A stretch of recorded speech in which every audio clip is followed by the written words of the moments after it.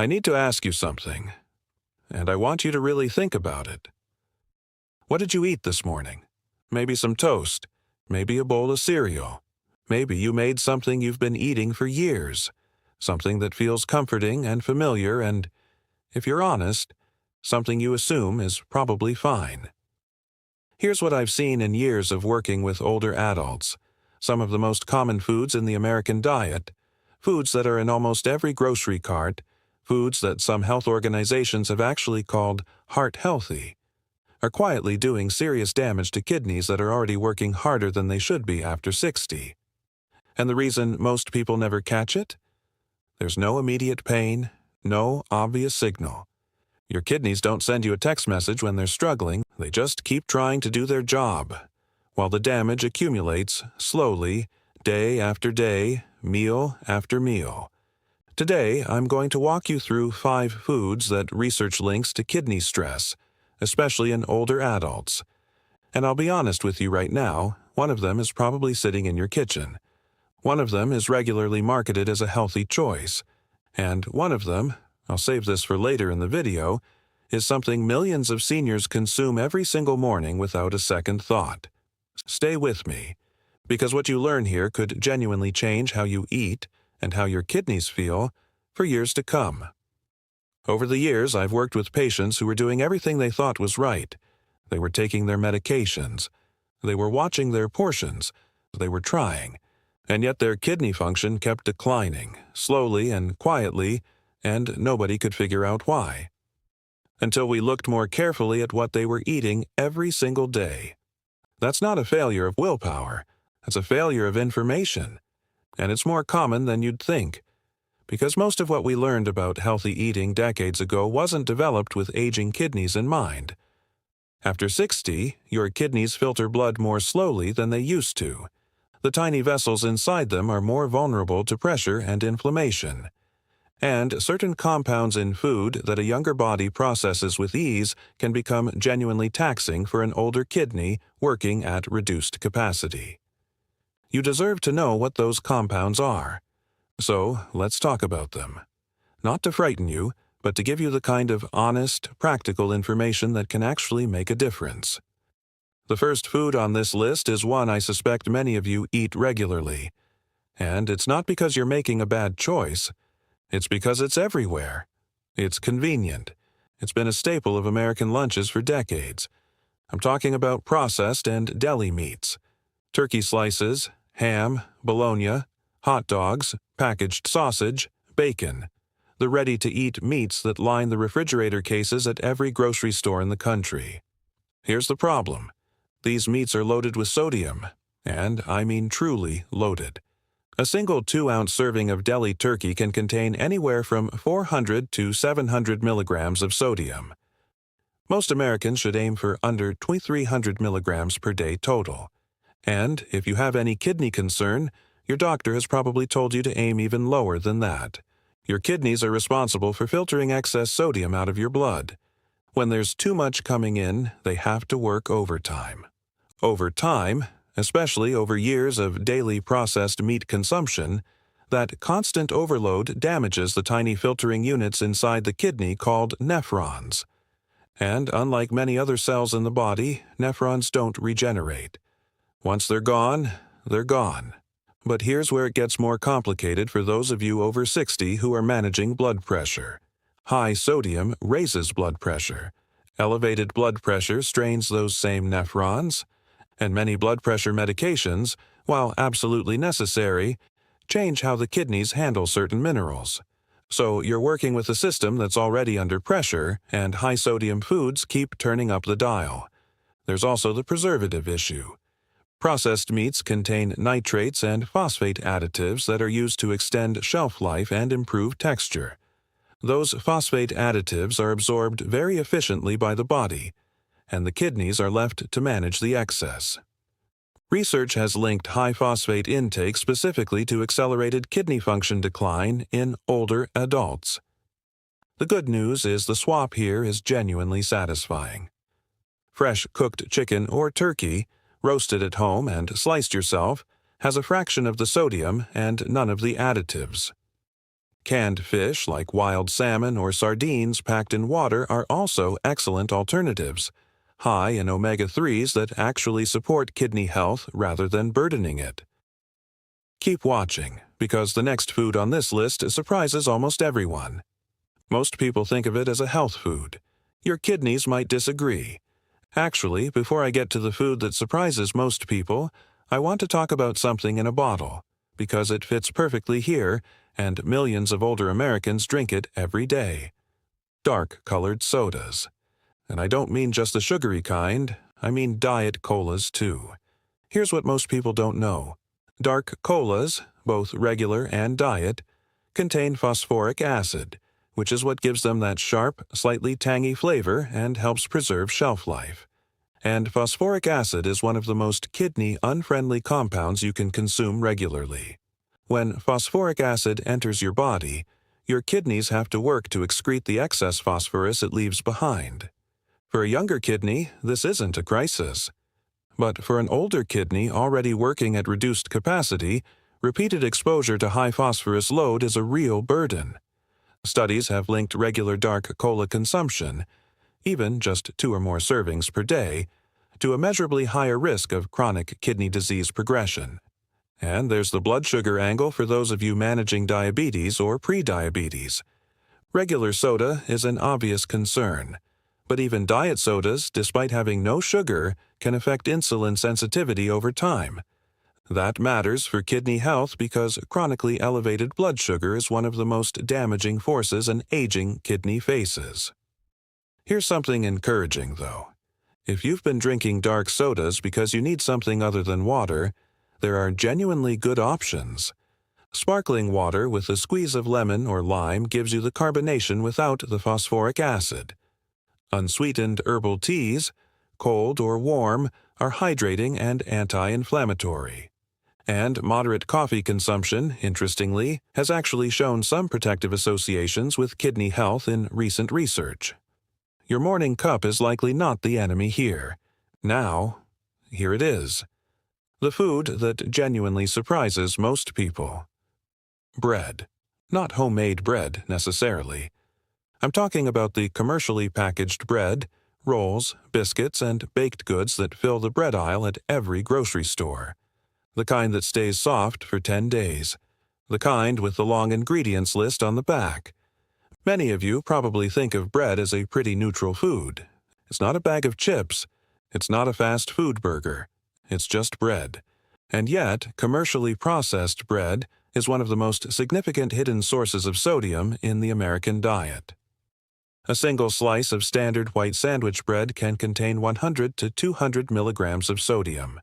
That doesn't sound like much, but if you're having 2 slices for breakfast and 2 for lunch, you've already consumed close to 800 milligrams of sodium before you've added anything to the sandwich. Add some deli meat, a slice of cheese, and a bowl of canned soup, and you're approaching or exceeding your entire daily sodium limit before dinner. And here's what makes this particularly relevant for older adults. Most people watching this video have been told to reduce sodium for blood pressure or heart health. They cut the salt shaker, they stopped adding seasoning at the table, and they feel like they've done something meaningful. But the hidden sodium in packaged bread, rolls, crackers, and cereals is often far larger than what they were adding themselves. There's also a glycemic concern. Most commercial white breads have a high glycemic index, meaning they cause rapid spikes in blood sugar. For those of you managing diabetes or prediabetes, those spikes matter. And as I mentioned, blood sugar instability is one of the most consistent drivers of kidney damage over time. The better choices here are whole grain breads with minimal ingredients, ideally 5 or fewer on the label, and lower sodium options that many stores now carry. Sourdough made with traditional fermentation tends to have a lower glycemic impact as well. And if you enjoy baking, making your own bread gives you complete control over what goes in. You now know 3 of the 5. The next one, I'll be honest with you, is one that I find genuinely difficult to bring up because it's something most seniors have been reassured is safe for decades. Stay with me. This is the one I said would surprise you. And I want to be careful here because the truth is nuanced. and nuance matters when we're talking about real health decisions. Potassium-rich foods. Things like bananas, oranges, potatoes, tomatoes, spinach, and avocados. Now, before anyone closes this video, let me be absolutely clear. For most people, potassium-rich foods are wonderful. They support heart health. They help regulate blood pressure. They're anti-inflammatory. If your kidneys are functioning normally, please keep eating them. But here's the conversation that doesn't happen often enough in doctors' offices. When kidney function begins to decline, and in many older adults it has already declined significantly without any obvious symptoms, the kidneys lose their ability to efficiently remove excess potassium from the blood.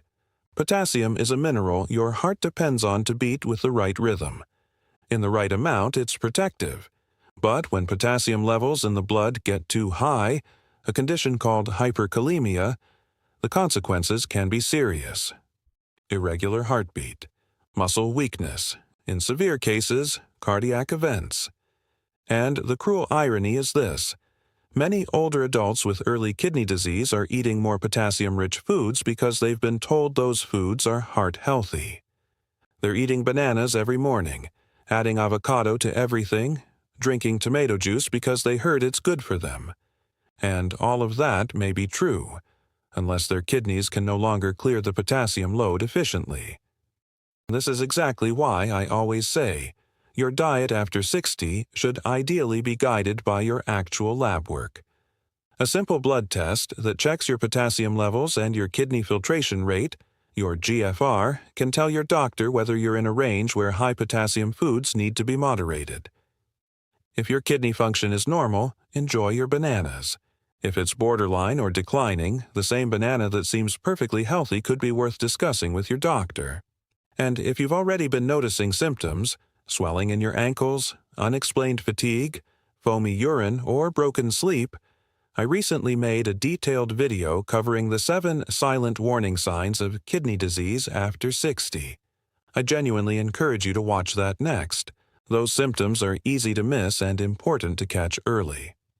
The 5th food, or category of foods, is one that's become increasingly relevant as the high-protein diet trend has swept through wellness culture over the past decade. Red meat.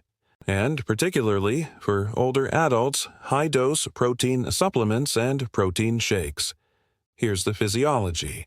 When you eat protein, your body breaks it down into amino acids, and the waste product of that process is urea and other nitrogen compounds.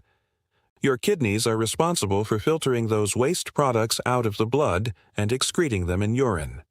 The more protein you eat, the harder the kidneys have to work to manage that filtration load. For a younger person with fully functioning kidneys, a high-protein diet may be perfectly manageable. But after 60, when kidney filtration is already naturally slower, a consistently high protein load can accelerate the decline of kidney function over time. Red meat specifically adds another layer of concern. It tends to be high in saturated fat, which contributes to inflammation of the blood vessels, including the tiny vessels inside the kidneys. Research published in the Journal of the American Society of Nephrology found that substituting plant protein for animal protein was associated with significantly lower risk of kidney function decline in older adults. And then there's the supplement angle. Protein powders and shakes have become enormously popular, including among older adults who are trying to maintain muscle mass, which is a completely valid goal. But many commercial protein supplements contain extremely high protein concentrations per serving, along with additives, artificial sweeteners, and sometimes added phosphorus or potassium. For someone whose kidneys are already under stress, that concentrated hit can be more burden than benefit. This doesn't mean you need to eliminate red meat entirely or give up on maintaining your muscle mass. It means being thoughtful about amount and frequency.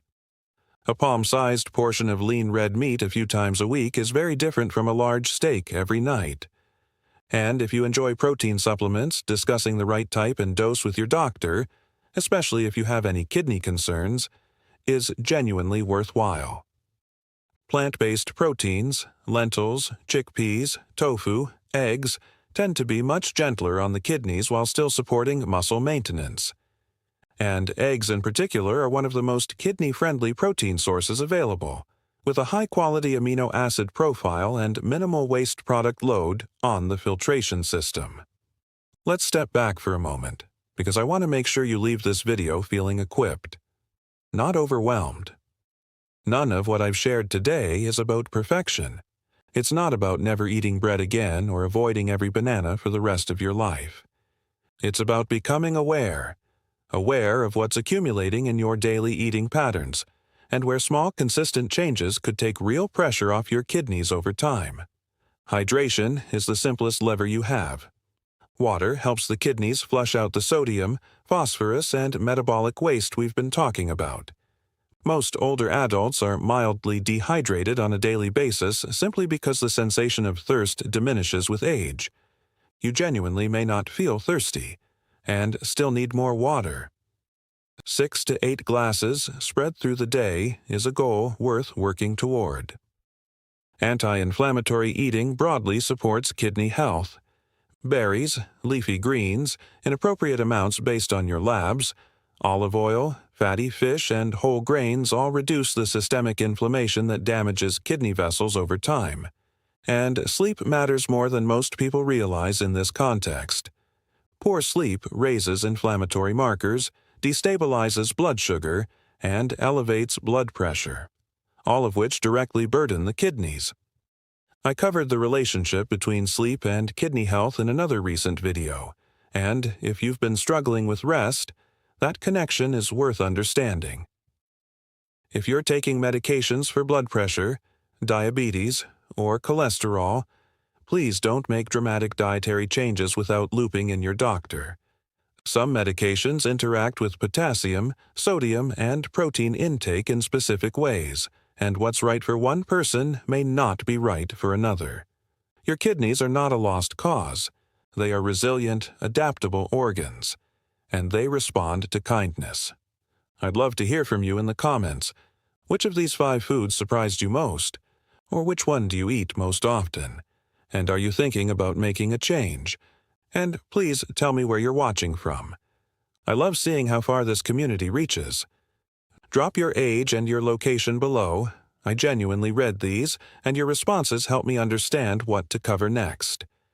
Here's what I want you to hold on to as you close this video. Every single meal is a choice, not a punishment, not a restriction, a choice.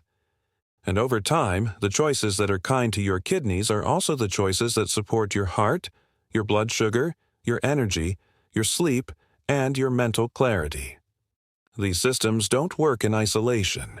When you protect one, you often protect all of them.